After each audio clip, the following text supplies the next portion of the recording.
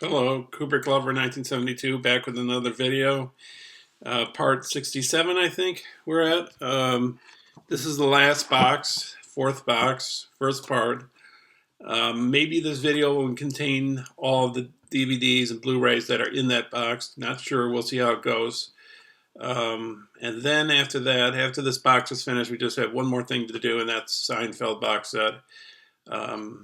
Probably won't do the Well, I'm not sure. I don't know if I'll do the Seinfeld box set tomorrow on Sunday. Technically Sunday already because it's 12:31 in the morning, but I don't know if I'll do it on when Sunday during the day or during the night, or I'll wait towards a week. Maybe before I show the Seinfeld box set, I'll show you a tour of my collection. But in any event, that's coming up.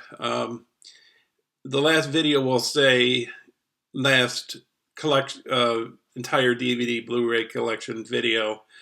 I guess we'll either say that with well, if I show the room first, you know my collection. If I show you what it looks like, how it's displayed, I don't know if I should put last there or if I should wait till. If I do that first and then have the Seinfeld after that, say last there, whichever comes first, the one that follows that will be the last video. So it'll either be the Seinfeld box set or it'll be the tour of the living room to have you see like where I put all my DVDs and Blu-rays. So anyway, enough of that. Let's get to the movies. It's a video I picked up. I can't remember if this man who directed this movie. No, somebody else. I thought it was this guy who was a filmmaker that talked about Blade Runner, but it's not him. It's somebody else. Anyways, it's a book. It's a movie called Torque with Martin Henderson, Ice Cube, Monet Mazur, and Jay Hernandez. I know nothing about this film. I thought it was this other guy's film that was mentioned, a director that was interviewed for the Blade Runner box set, and it's not him. But I don't really know anything about this. I guess it's motorcycles. It's got two commentaries of the cast, the director, and the creative team. Follow race and train sequences from animatic rendering through final edit. Young Blood's Lean Low music video. So that's Torque. This next one is based on a Philip K. Dick book. He's the guy that wrote Do Androids Dream of Electric Sheep, which became Blade Runner. And by the way, when Philip K. Dick Philip K. Dick didn't see the finished Blade Runner. He died before it was released, but the crew showed him what it was going to look like before they had finished it, and he was very pleased with it. So in any event, they've made several movies out of his book since Blade Runner, and one of them is The Scanner Darkly, which stars Keanu Reeves and Robert Downey Jr., Woody Harrelson, and Winona Ryder, Rory Cochrane.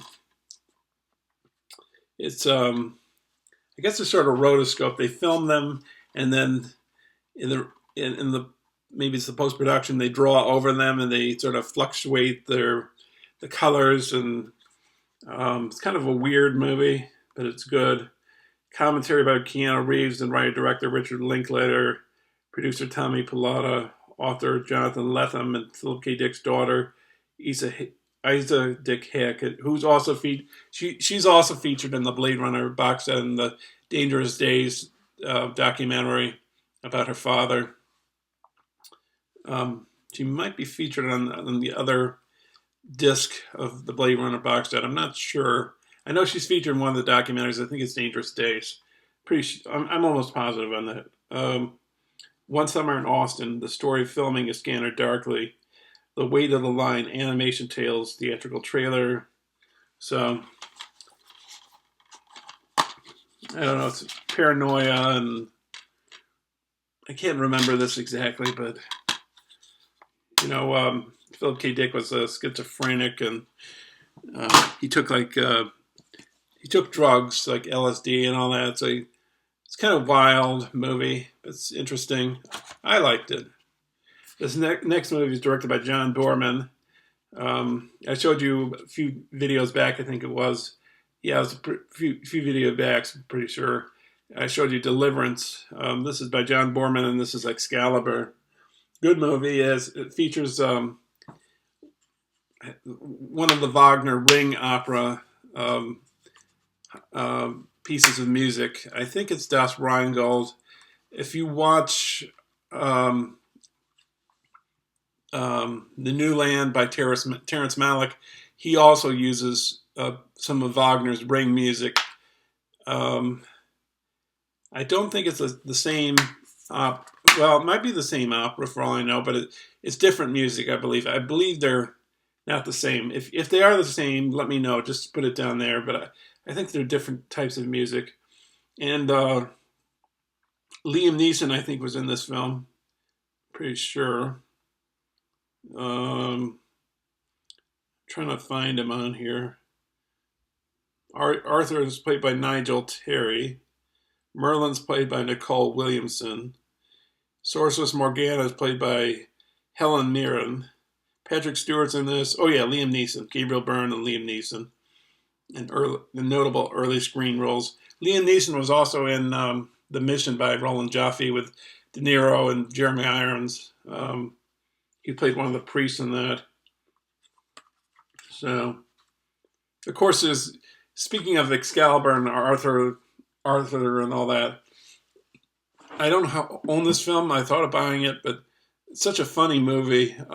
Maybe you think you know what I'm thinking of. Monty Python and the Holy Grail. That's hilarious. I love that movie. Anyways, of course, you can see Monty Python and the Holy Grail on YouTube. And some movies that they put on YouTube, some YouTubers they don't pull down. But they pull some things down, but not that. Not at least yet they haven't. This next one's a documentary. I was going to give it to my father, but my father passed away around the time I was going to give this to him. And it was on a DVD. And he really only liked tapes. He didn't want to get involved with DVDs. He didn't like computers or anything like that. Anyways, it's Enron, the smartest guys in the room. So it's about Ken Lay and... who are some of the other guys? Well, Ken Lay is one, but I think one of the other guys was even worse than he was. They made a lot of money. They walked away with over $1 billion, and the employees lost everything. They also had a brownout in California. And I think it wasn't due to like overpowering of the electric grid, but more so because they could do it or something. Maybe some kind of evil purpose. Just malice. Not very kind to the people of California. This sober, informative chronicle of the biggest business scandal of the decade is indecently entertaining. A.O. Scott, The New York Times. I never understood Enron until now. 2 thumbs up. Roger Ebert and Roper. So it's got a commentary with writer-director Alex Gibney, deleted scenes, making of Enron the smartest guy in the room, conversations with Bethany McLean and Peter Elkind. Firesign Theater presents The Fall of Enron, additional Enron skits. Higher definition, The Enron Show, Where Are They Now? A gallery of Enron cartoons, original Fortune magazine articles, an index of websites with the latest information. So this came out in 2005, so this has been out a while. This movie, it was like for $1 or something at the dollar store. Sometimes when they sell you DVD at like a dollar store, I think they sell them because something went wrong with the spelling of the title of the movie, so they just want to get rid of it, so they sell for a cheap price. I don't know the exact reason for this particularly, but This is Joe Pesci in it before, I think before Raging Bull, and also features Frank Vincent, who was he was in Raging Bull. He was also in um, what's that movie? Oh yeah, he was in Goodfellas. But I was also thinking he was in Casino. But and then there's another man named Joseph Cortez. I'm not quite sure who he is. But anyways, Joe Pesci and Frank Vincent were in this film called Family Enforcer, and I haven't watched it, so I don't know what it's like. And you can see there are other titles there. But I got it at a dollar store, so this one is a double feature. One has James Stewart and Carol Lombard, called Made for Each Other, and the other one is called Blackwater Gold, starring Keir Dullea, who was Dave Bowman in 2001, and Lana Wood. So, and I haven't watched these. Next one, it's not really a movie per se. I have filmmaking books, and I think this came with I think it came with one of my filmmaking books. Oh no, maybe not. I'm not sure. One of these, person that I subscribe to on my email, her name's Stacy Parks. She's like talks about how to distribute films and all that. I don't know if I've got emails from her currently. I don't know her. It just, she sends out emails. Other filmmaking websites send out emails. I subscribe to other filmmaking websites, and they send stuff out, But anyways, this one's called Stacy Parks' interview with Chris Jones of Guerrilla Filmmaker's Handbook, which I have, I believe, the book. Maybe it came with a book. Maybe that's where this came from. I'm not quite sure.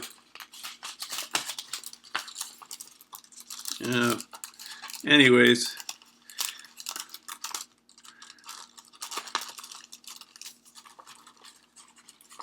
Let's see. It's not going in there smoothly. Oh, I see. I have it the wrong way. There we go. Okay, so next up, I picked this up at a video store that was going out of business. It's about the decade under it's called A Decade Under the Influence, the 70s films that changed everything.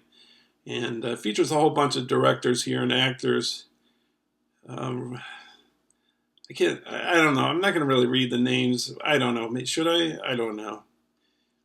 A lot. Robert Altman, John Avildsen, I think he directed Rocky, Peter Bogdanovich, Ellen Burstyn, John Calley, who I think was a really good friend. Maybe it was Kubrick's friend, or he helped him get things, like Mitchell cameras for Barry Lyndon. Julie Christie, Francis Ford Coppola, Roger Corman, Bruce Dern, Clint Eastwood, Milos Forman, William Friedkin, Pam Grier, Dennis Hopper, Sidney Lumet, Paul Mazursky, Mike Medavoy, Sidney Pollack, Roy Scheider, Martin Scorsese, Sissy Spacek, Robert Towne, John Voight. A film by Richard LaGravenesse and Ted Demme. So, I thought Jonathan Demme was featured in this. Not sure. So it's A Decade Under the Influence. And it's presented by the Independent Film Channel. This next one's a horror movie. It's about exorcism. Laura Linney and Tom Wilkinson is in it, and it stars a woman that's possessed. She was in what's that show called? Dexter. Jennifer Carpenter. She played Debbie in what's that show called? Dexter. But in this, she plays a woman, a young woman that's possessed by the devil, and she plays Emily Rose, and that's what this movie's called. The Exorcism of Emily Rose. It's got a director commentary, deleted scenes, genesis of the story featurette, casting the film featurette, visual design featurette. I'm not sure if this is as good as The Exorcist. I think it tries to handle the subject from a different point of view, like a legal point of view, or like from lawyers, because I think some of this takes place in a courtroom. Um, but I don't know. I don't really believe in ghosts or anything, but I guess it's not a bad film. Um, Two thumbs up, Eber and Roper, based on a true story. I don't really believe in the devil or exorcism. I believe that's just a bunch of hogwash or whatever. But as far as the film goes, it's not too bad.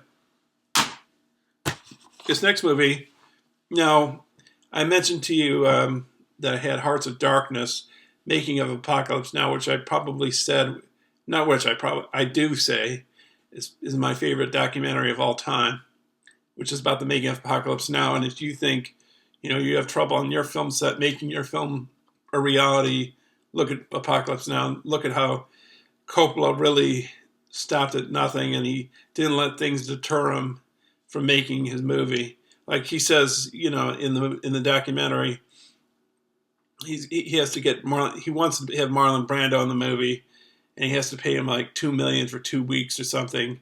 And Marlon Brando gets delayed because of the shooting schedule, so he has to pay him like, I don't know, $4 million. I'm not sure.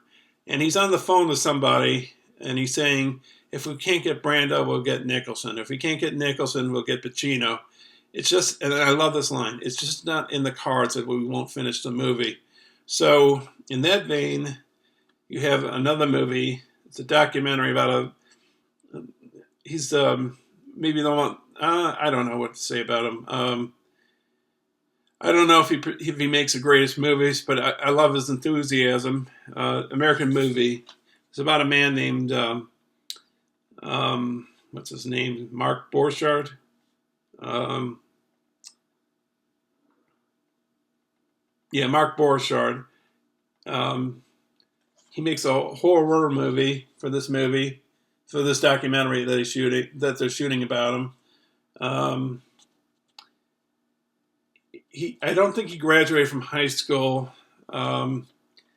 He has various jobs, like he cleans up at a cemetery, and I think he does another job. One of his friends gets out of jail, and but I guess it's great because it shows no matter who you are, what you want to do, go for it. Even though it's like his family, he's trying to film a movie, and they don't really want to get involved, and they're not really enthusiastic like he is. And but I'd recommend this. This is a really entertaining, really interesting movie. I highly recommend it, and it goes up there with the Hearts of Darkness, about people wanting to make movies and stopping at nothing to making them, along with Badass, which is about a docudrama about the making of Sweet Sweet Badass Song, which was the first blaxploitation film. Okay, so anyways, let's get to another movie. This stars Natalie Portman and Hugo Weaving. It's a film that the Wachowskis made after The Matrix. It's called V for Vendetta. Oh, wait a minute. From the creators of The Matrix. It's not directed by them. It's directed by James McTeague. Anyways, I haven't watched this in a while. I think it's like a 1984 Society. And Hugo Weaving, I think, wears a Guy Fawkes mask, which is like a famous mask they wear in England. That represents maybe fairness and non-oppression, maybe. Some people in Britain and England and Scotland and Ireland might know better about Guy Fawkes and all that stuff. And if you do, if you want to clarify or state that maybe articulate or elaborate better what he's all about, feel free to leave comments down there and tell me who he's all about. But yeah, this is V for Vendetta, and you can see the Guy Fawkes guy up there. So, anyways, This is a film that the Wachowskis made before they made The Matrix. Did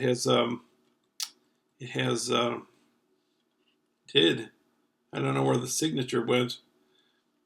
It had Joe Pantoliano's autograph on it, and it stars, along with him, it stars Jennifer Tilly and Gina Gershon. It's bound. It's sort of, they're lesbians, and they find themselves in a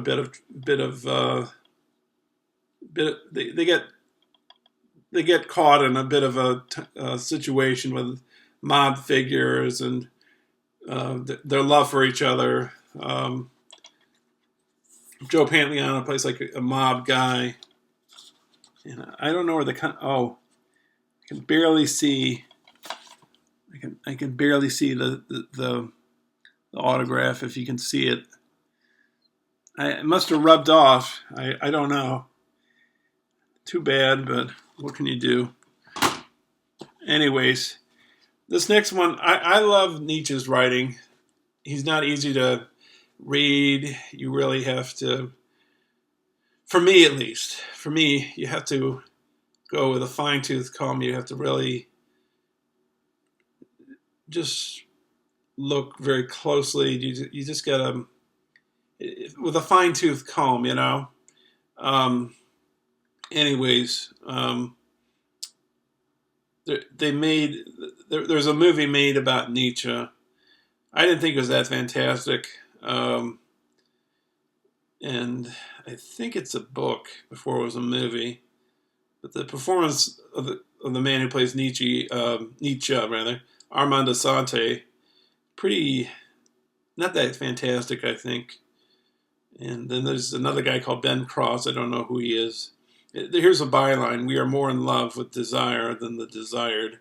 And this features Nietzsche after he went insane with syphilis, because there's a famous part in his life where he grabs a horse's neck who's being the horse is being whipped, and he sees this, and he grabs the horse's neck, and he starts. I think he started weeping, I believe, and there's even a movie called, and this happened in Turin, Italy. This event with Nietzsche. There's a movie called The Turin Horse, directed by Bela Tarr. I think Bela Tarr said it was his last movie. It only uses a handful of shots. It doesn't use a ton of shots like in most movies where you have tons and tons of different shots. But the first maybe 7-10 minutes, no dialogue, and it's his horse pulling this guy. And I think it's the alleged horse that was hugging Nietzsche, and it's called the Turin Horse. But anyways, this features, I don't know if Sigmund Freud and Nietzsche actually met each other, but Sigmund Freud is with this in this movie. Dr. Joseph Breuer, who is his mentor, is in this. And also you see Nietzsche's girlfriend, I believe.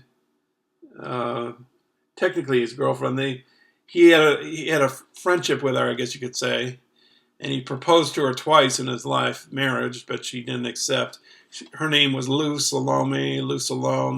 She was a Russian. She was Jewish. Some people get the impression that Nietzsche was anti-Semitic. If you read his books, like if you read Beyond Good and Evil, and you read The Gay Science, there's like a paragraph in each one of them that praises the Jewish people, and then there's a paragraph or two in each one of them that puts down the Germans, calls them like beer-headed, like maybe conformists or non-thinkers, or so I don't think he was anti-Semitic. I mean, he was friends with lots of Jewish people. His wife, Nietzsche's sister, Elizabeth Forster Nietzsche, she was anti-Semitic. She had her husband. They founded an anti-Semitic colony in Paraguay, and there's a book written about it called Forgotten Fatherland. I've read a few books written about Nietzsche or Nietzsche-related stuff, and they founded this colony in Paraguay. Her husband committed suicide, when Nietzsche got syphilis, at a certain point he became paralyzed, but it took him a while to do that. He got syphilis in 1888, I believe it was, and he died in 1900. First they took him to a mental institution that I hope I'm saying it right, Jena in Switzerland. His mother took custody of him next. When she died, I believe it was the last 2 years of his life, he was in the custody of his sister. His sister, I believe, rewrote some of his manuscripts and put in anti-Semitic comments. So that's where people might get the idea that he's anti-Semitic, but I don't think he was. He also had friendships with people like Paul Ree, Peter Gast, I believe, and they were Jewish. He broke off his friendship with Wagner because Wagner was very anti-Semitic. The first book that Nietzsche wrote was Birth of Tragedy. And I think Nietzsche didn't really follow that philosophy towards the end of his life. He believed in a more empirical way of approaching life, philosophy. But in the Birth of Tragedy, it's more metaphysical based. And he dedicated the Birth of Tragedy, his first book, to Wagner. That book, I believe, The Birth of Tragedy, was what made him a professor at Basel in Switzerland. I don't think he ever got a undergraduate degree. He basically just became the professor by writing that book. I think that's how it worked. I know that's a lot of information. I'm not talking about movies right now. I'm talking about a philosopher, but I got this movie right here. And that just enters my mind there. And Lou Salam is in this, I believe. But I don't know where it's mentioned here. I can't see it. I think she's in this, though. And she also wrote a book about Nietzsche. There's some books I own on Nietzsche that I haven't read. Some of it's really hard to slog through, and some of it maybe is a little easier. But yeah, so she wrote a book about Nietzsche, which at some time I'll try to read. I have a bunch of books on certain people that I really like Emerson. Who's the other person? Shakespeare. I got and Nietzsche read Emerson, but Emerson I don't think was ever aware of Nietzsche. I don't think I've read it. Well, I read part of Sorrows of a Young Werther, I think, by Goethe. I don't know if I'm pronouncing that correctly, but I kept the Goethe books with Nietzsche and Shakespeare and Emerson because Nietzsche says he was one of the great men of history or whatever. He also says Napoleon was one of the greatest. Then I have books on Jim Morrison because I find him an interesting guy. I haven't read all of those, but I find Kurt Cobain quite interesting, and I don't listen to Doors as much as I used to. But well, maybe I'll listen to them more again. Here and there, I listen to them, I guess. But all right, so I'm digressing quite a bit. Hope you find that entertaining or interesting. So this, I think I'll have to go to a second part with this video, partially because I blabbed on about Nietzsche, but this next movie was directed by Brad Bird. It was before he directed The Incredibles. This is sort of diamond in the rough, maybe you could say, like a sleeper, like nobody noticed it when it came out, but a lot of critics said it was a really good movie. I haven't watched it, so I don't know, but they said it was really good, but it didn't really get any attention, and that's The Iron Giant. So it's got feature-length commentary by Brad Bird, head of animation Tony Fuchsell, story department head Jeff Lynch, and Stephen Markowski, animation supervisor for The Giant. 8 amazing additional scenes, including alternate opening and Giant's dream sequence. So 13 branching mini documentary segments highlighting key sequences from the viewpoint of score, character design, storyboards, and animation. So it's kind of sad with movies sometimes that people can work on a movie. Sometimes it's they can get the idea 10, 20 years ago, and then they make it 18 years later or something. You can have hundreds of people work on a movie. They take it to the theater. Nobody sees it, On the flip side, maybe lots of people see it. Or on the flip side of that, it could be a terrible movie. A lot of people go see it and it makes a lot of money, like Suicide Squad. Or flip the coin, it could be a bad movie and nobody goes to see it. But it kind of amazes me because, there's people that really make really good movies. Sometimes it has a smaller crew, but there are these ones with large crews.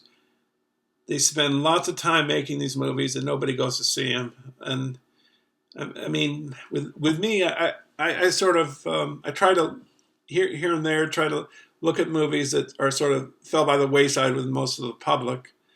And anyways, Iron Giant would probably be one of those types of movies that didn't really get its acclaim. Roger Ebert says, enchanting, you forget from time to time that these are moving drawings because the story and characters are so compelling. So this is supposed to be a really good movie. So keep that on your radar if you're thinking of.